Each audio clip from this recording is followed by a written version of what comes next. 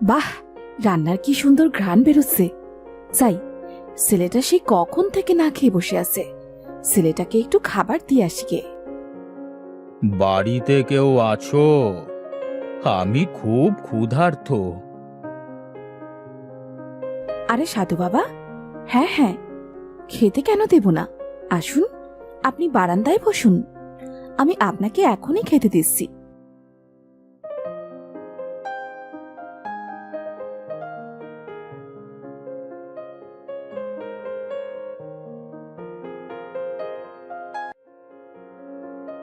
বাহ, তোর হাতের রান্না তো অসাধারণ। অনেক দিন বাদে এমন রান্না খেলাম। আমি তোর উপর খুব খুশি হয়েছি রে মা।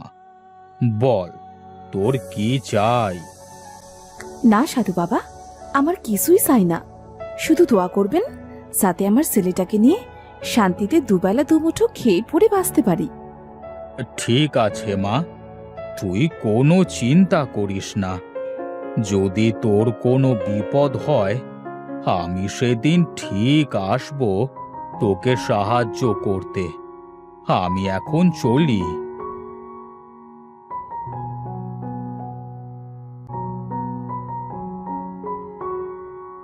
বাহ, কি সুন্দর ঘ্রাণ।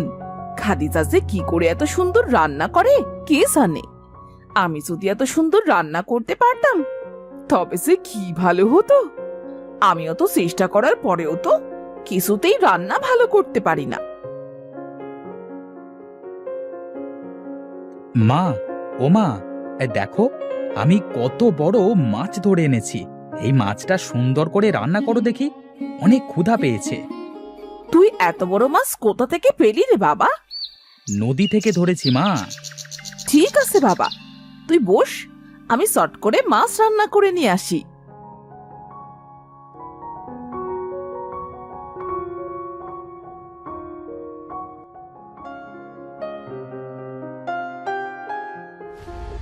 ফের কি রান্না করেছো মা?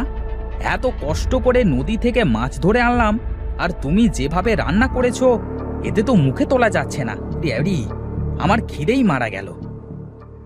বাবা, কোথায় যাচ্ছিস রে? দুমুঠো খেয়ে যা, না খেয়ে যাস নে রে বাবা। চত্ব সবের। না না, এই অমন রান্না আমি খেতে পারবো না।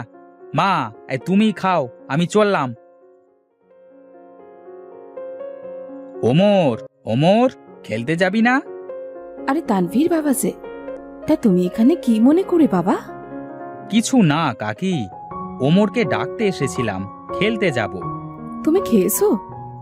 না গো কাকি, নদী থেকে একটা বিশাল বড় মাছ ধরে এনেছিলাম। ভাবলাম মা মাছটা স্বাদ করে রান্না করবে, আর আমি কবজি ডুবিয়ে খাবো। কিন্তু মা এমনভাবে রান্না করেছে সেটার মুখে উঠল না। সে কি বাবা, অনেক বেলা হয়েছে তো, এখনো খাওনি? সারাদিন না খেয়ে তুমি থাকবে কি করে? তুমি বরং ওমরের সাথে দুমুঠো খেয়ে নাও, তারপর না হয় খেলতে যাবে। হ্যাঁ তানভীর, খাবি আয়। বাহ কাকি, তোমার হাতের রান্না তো অনেক সুন্দর। হ্যাঁ হয়েছে বাবা, এখন খেয়ে নেই তো দেখি।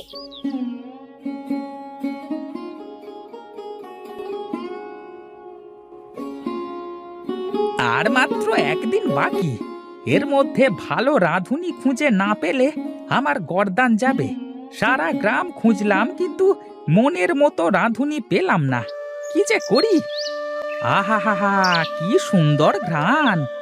এত সুন্দর ঘ্রাণ কোথা থেকে আসছে? দেখতে হচ্ছে তো ব্যাপারটা। বাড়ি থেকে আছেন? একটু বেরিয়ে আসেন। কি আপনি? কি চাই? আমি হলাম এই মোড়ল মশাইয়ের নায়েব। আমি অনেক বিপদে পড়ে তোমার কাছে এসেছি। আমার মনে হয় তুমি আমাকে এই বিপদ থেকে রক্ষা করতে পারবে। কি বিপদ? আমাকে বলুন, দেখি আপনাকে কোনো সাহায্য করতে পারি কিনা। মোড়ল মশাইয়ের কঠিন অসুখ হয়েছে, কোনো কিছুতেই তার মুখে স্বাদ আসছে না। নিন নিন, শুরু করেন মোড়ল মশাই। খেয়ে বলুন তো, নতুন রাঁধুনির রান্নার স্বাদ কেমন? ছি ছি ছি ছি ছি, উয়াক, থু! এমন জঘন্য রান্না আমি আমার বাবার জন্মে কোনোদিন খাইনি। নায়েব, বেয়াদবির একটা সীমা থাকে। এই 3 দিন ধরে তুমি আমাকে এমন বেস্বাদ রান্না খাওয়ালে। 3 দিন সময় দিলাম আমি তোমাকে। এর মধ্যে যদি তুমি কোনো ভালো রাঁধুনি খুঁজে না আনতে পারো তবে তোমার গর্দান যাবে। দাও, এখন দূর হও আমার চোখের সামনে থেকে। আমি তোমার রান্নার ঘ্রাণ পেয়ে তোমার বাড়িতে এসেছি। আমার বিশ্বাস তোমার রান্না মোড়ল মশাইয়ের অনেক পছন্দ হবে। এখন তুমি পারো আমাকে বাঁচাতে। খাদিজা বুবু বলছে কি, তুমি তো মোড়ল মশাই বাড়িতে যাবে রান্না করতে, আমাকে সাথে নিয়ে চলো না। আমি তোমার কাছ থেকে রান্নাটাও শিখে নেব, আর সেই ফাঁকে তোমাকে রান্নার কাজে সাহায্যও করতে পারবো। আচ্ছা ঠিক আছে, তাহলে কাল তোমরা দুজনে মিলে জমিদার বাড়িতে আসো, কেমন? আমি এখন চলি। মনে রেখো, আমার প্রাণ কিন্তু তোমাদের হাতে।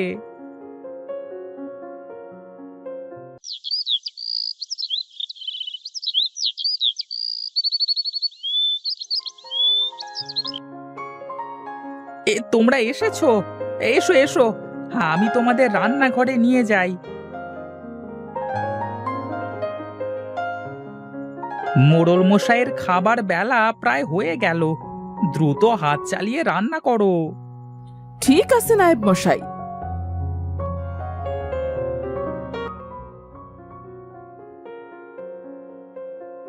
বাহ, কি অসাধারণ স্বাদ! এমন স্বাদের রান্না এই প্রথম খাচ্ছি। নায়েব, এত স্বাদের রান্না কে করেছে শুনি? আগে মোড়ল মশাই নতুন রাঁধুনি করেছে রান্না। যাও যাও, এই রাঁধুনিকে পুরস্কৃত করো, আর আজ থেকে এই রাঁধুনিকে মোটা টাকা বেতন দিয়ে আমার বাড়িতে রেখে দাও। ঠিক আছে মোড়ল মশাই। বুবু, আজ আমি রান্না করি? তোমাকে দেখে দেখে আমি তো রান্না শিখেই গেছি। আমাকে একদিন রান্না করতে দাও। আচ্ছা বেশ বুবু, আজ তুমিই রান্না করো। এই তো পেয়েছি সুযোগ। আজ এমন বাজে রান্না করব, আর সব দোষ চাপাবো খাদিজার ঘাড়ে। আমাকে দিয়ে এত খাটনি করায়, আমায় কিনা বেতন কম দেয়। আজ রান্নায় এমন নুন দেব যাতে খেয়েই মোড়লের গাল পুড়ে যায়। ওয়াক, থু! খাবারে এত নুন কে দিল? কে করেছে এই রান্না? আগে মোড়ল মশাই, রান্না তো আজ খাদিজাই করেছে। নায়েব, নায়েব! জি জি জি, বলুন মোড়ল মশাই। খাদিজাকে এক্ষুনি এই বাড়ি থেকে বের করে দে।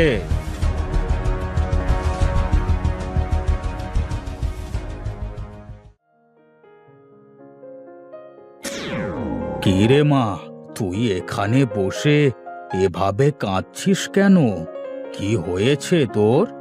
এই নে মা, তুই এই মশলাটা রাখ। তোর রান্না করা হয়ে গেলে রান্নায় মশলাটা 1 চামচ করে ব্যবহার করবি। দেখবি তোর রান্না কখনোই খারাপ হবে না। আপনাকে অনেক অনেক ধন্যবাদ সাধু বাবা।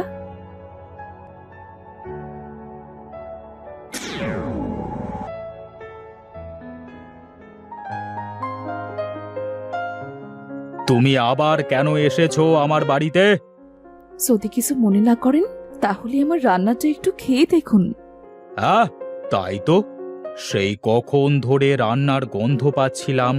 ঘ্রাণ শুনে তো মনে হচ্ছে তোমার রান্না ভালোই হবে। নিয়ে আসো দেখি। বাহ, কি অপূর্ব স্বাদ! কিন্তু সকালবেলায় তোমার রান্না এত জঘন্য হলো কেন? আপনি এসব কি বলছেন মোড়ল মশাই? সকালে তো পারভিন রান্না করেছে। তাই তো বলি, রান্নার স্বাদ এত খারাপ হলো কেন? পারভিন, এই পারভিন, এদিকে আয়। আগে আগে মোড়ল মশাই। সকালবেলায় কে রান্না করেছিলে? কি হলো, চুপ করে আছিস কেন? বল, কে রান্না করেছিল? সকালবেলা আমি রান্না করেছিলাম, আর ইচ্ছে করেই রান্নায় বেশি নুন দিয়েছিলাম, যাতে আমি খাদিজাকে দোষ দিয়ে এই বাড়ি থেকে তাড়িয়ে দিতে পারি। আর আমি নিজে রান্না করতে পারি। কেন? তুই এসব কেন করেছিস? খাদিজা তোর কি ক্ষতি করেছে বল? সারাদিন আমি রান্নাঘরে সব কিছু গুছিয়ে দেই, তারপরও ও আমার থেকে বেশি টাকা পায়, আর রান্নার সব প্রশংসা খাদিজাই পায়। তাই আমি এই কাজ করেছি। আমার ভুল হয়ে গেছে মোড়ল মশাই, আমাকে ক্ষমা করে দিন। তোর এত বড় স্পর্ধা! তুই এক্ষুনি আমার বাড়ি থেকে বের হয়ে যা, আর কোনো দিন আমার সামনে আসবি না। এই জন্যই বলে অতি লোভে তাঁতি নষ্ট।